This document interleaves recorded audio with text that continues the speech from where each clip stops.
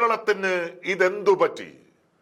ഒരിക്കൽ സ്വാമി വിവേകാനന്ദൻ സൂചിപ്പിച്ചതുപോലെ കേരളം രണ്ടാം വട്ടവും ഭ്രാന്താലയമായി മാറിക്കൊണ്ടിരിക്കുകയാണ്. കേരളത്തിന്റെ രാഷ്ട്രീയ നവോമണ്ഡലത്തിൽ അധികാരം കൈയാളാനുള്ള ശ്രമത്തിനിടയിൽ ചില രാഷ്ട്രീയ പാർട്ടികളുടെ നേതാക്കന്മാർ തുടർച്ചയായി നടത്തിക്കൊണ്ടിരിക്കുന്ന പ്രസ്താവനകൾ, ഏറ്റവും ഒടുവിൽ ശ്രീനാരായണ ധർമ്മപരിപാലന സംഘത്തിന്റെ സമുന്നതനായ നേതാവ് ശ്രീ വെള്ളാപ്പള്ളി നടേശൻ ഒരു കാര്യം സൂചിപ്പിച്ചിരിക്കുന്നു, ഒരു ജില്ലയെക്കുറിച്ച്, ആ ജില്ലയിലെ ഒരു പ്രത്യേക സമുദായത്തെക്കുറിച്ച്. ഏതു ദിശയിലേക്കാണ് കേരളം സഞ്ചരിക്കുന്നത് എന്ന് എത്ര ആലോചിച്ചിട്ടും പിടികിട്ടുന്നില്ല. 88ാമത്തെ വയസ്സിലാണ് ശ്രീ വെള്ളാപ്പള്ളി നടേശൻ നിലനിൽക്കുന്നത്.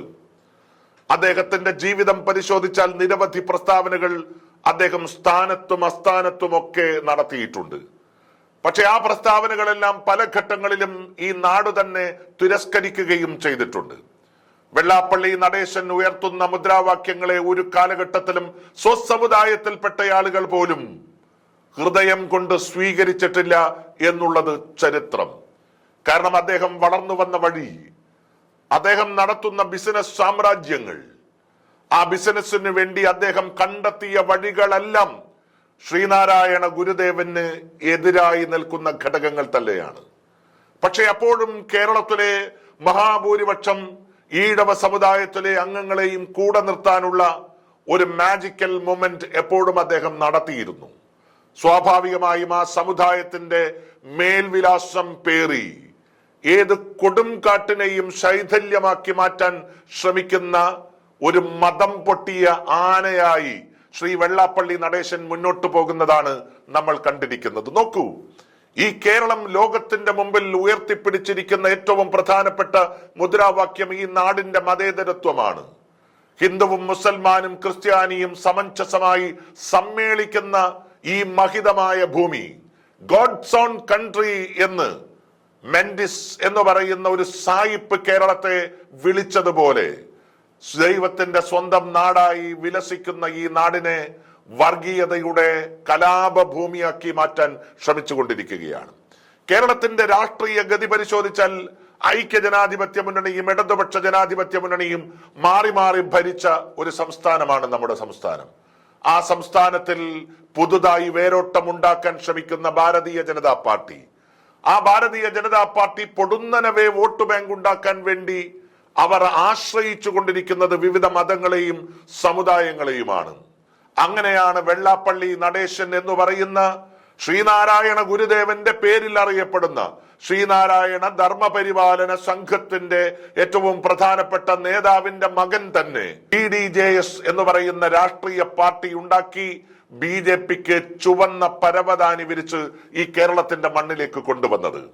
അങ്ങനെയാണ് കേരളത്തിൽ BJPക്ക് അവരുടെ വോട്ടിംഗ് ശതമാനം 20% വരെ ഒട്ടുമിക്ക മണ്ഡലങ്ങളിലും ഉണ്ടാക്കിയെടുക്കാൻ സാധിച്ചത്.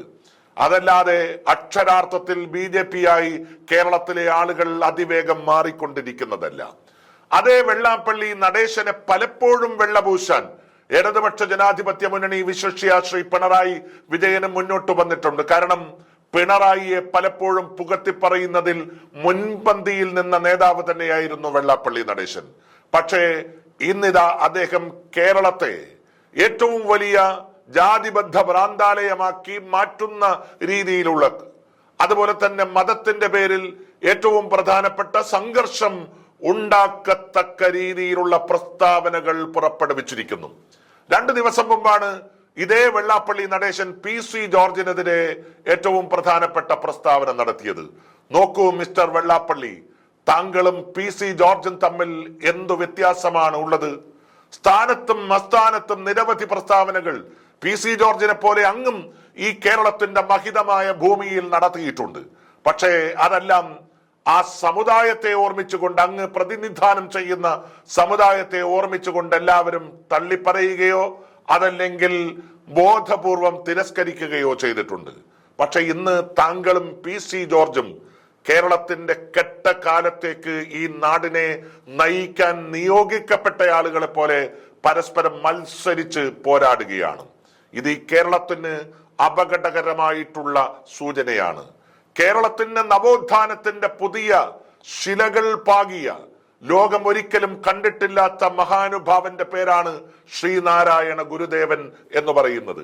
1924 വൈക്കം സത്യാഗ്രഹം നടക്കുമ്പോ ആ സത്യാഗ്രഹ വേദിയിലേക്ക് നാരായണ ഗുരുദേവനെ കാണാൻ ഇന്ത്യയുടെ ഏറ്റവും വലിയ ആദർശ വിശുദ്ധിയുടെ ആൾരൂപമായ മഹാത്മാഗാന്ധി കടന്നു വന്നത് ഒരു ഉൾപുളകത്തോടു കൂടിയല്ലാതെ നമുക്ക് ഓർമ്മിക്കാൻ സാധിക്കില്ല.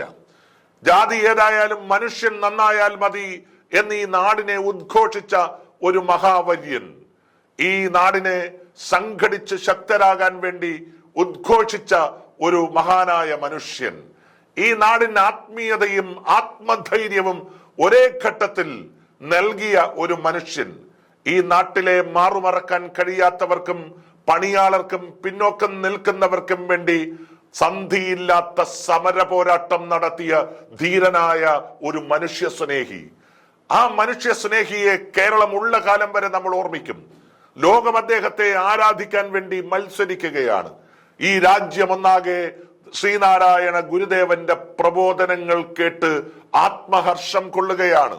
ആ ശ്രീനാരായണ ഗുരുദേവന്റെ പേരിൽ നിലനിൽക്കുന്ന മഹത്തായ ഒരു സംഘടനയുടെ ജനറൽ സെക്രട്ടറി സ്ഥാനത്തിരിക്കുന്ന വെള്ളാപ്പള്ളി ഇപ്പോൾ നടത്തിയിരിക്കുന്ന ഇത്തരം പ്രസ്താവനകൾ സ്വാഭാവികമായും ഈ നാടിനെ അപകടത്തിന്റെ വൻ ചാലിലേക്ക് കൊണ്ടുചെന്ന് എത്തിക്കുന്ന ഒന്ന് തന്നെയാണ്.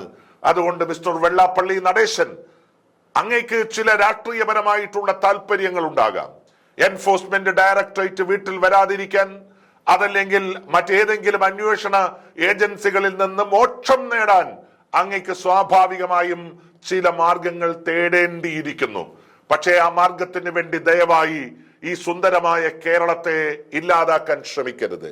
ഈ കേരളത്തിന്റെ മതസൗഹാർദ്ദം, ഹിന്ദുവും മുസൽമാനും ക്രിസ്ത്യാനിയും തോളോട് തോൾ ചേർന്ന് പ്രവർത്തിക്കുന്ന ഈ മഹിതമായ ഭൂമിയുടെ പാരമ്പര്യത്തെ തച്ചു തകർക്കാൻ ദയവ് ചെയ്ത് ശ്രീനാരായണ ഗുരുദേവന്റെ നാമധേയത്തിൽ പ്രവർത്തിക്കുന്ന ഒരു പ്രസ്ഥാനത്തിന്റെ മുൻപിലിരുന്ന് അങ്ങ് ശ്രമിക്കാതിരിക്കണം. അതല്ല, അങ്ങ് ശ്രമിക്കുകയാണ് എന്നുണ്ടെങ്കിൽ ഒരു കാര്യം ഉറപ്പാണ്, അങ്ങയുടെ സമുദായവും ഈ കേരളക്കരയും അങ്ങയെ തള്ളിക്കളയും.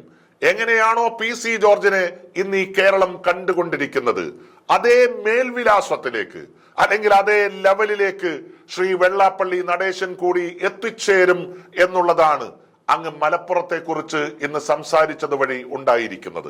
പലപ്പോഴും അങ്ങ് നടത്തുന്ന പല പ്രസ്താവനകളും സ്വസമുദായത്തിന് വേണ്ടിയാണ് എന്ന് പറയുമ്പോൾ കൊൾമയിർ കൊള്ളുന്ന ആളുകളിൽ ഒരാൾ തന്നെയാണ് ഞാനും. പക്ഷെ ഇപ്പോൾ നടത്തിക്കൊണ്ടിരിക്കുന്ന പ്രസ്താവനകൾ ആർക്ക് വേണ്ടിയാണ് എന്ന് അരിയാഹാരം കഴിക്കുന്ന, ഒരുപക്ഷെ ഇന്ത്യയിൽ തന്നെ ഏറ്റവും നന്നായി അരിയാഹാരം കഴിക്കുന്ന കേരള ജനതയ്ക്കും അങ്ങ് പ്രതിനിധാനം ചെയ്യുന്ന സമുദായത്തിനും അറിയാം. കേരളത്തിലെ മുസൽമാൻ ഹിന്ദുവിന്റെ സുഹൃത്തുക്കളും ഹിന്ദുക്കൾ ക്രിസ്ത്യാനിയുടെ സുഹൃത്തുക്കളും ക്രിസ്ത്യാനികൾ മുസൽമാന്റെ സുഹൃത്തുക്കളുമായി മുന്നോട്ടു പോകുന്ന മഹിതമായ ഒരു ഭൂമിയല്ലാതെ ഈ കേരളത്തിന് സ്വപ്നം കാണാൻ വേണ്ടി കഴിയില്ല.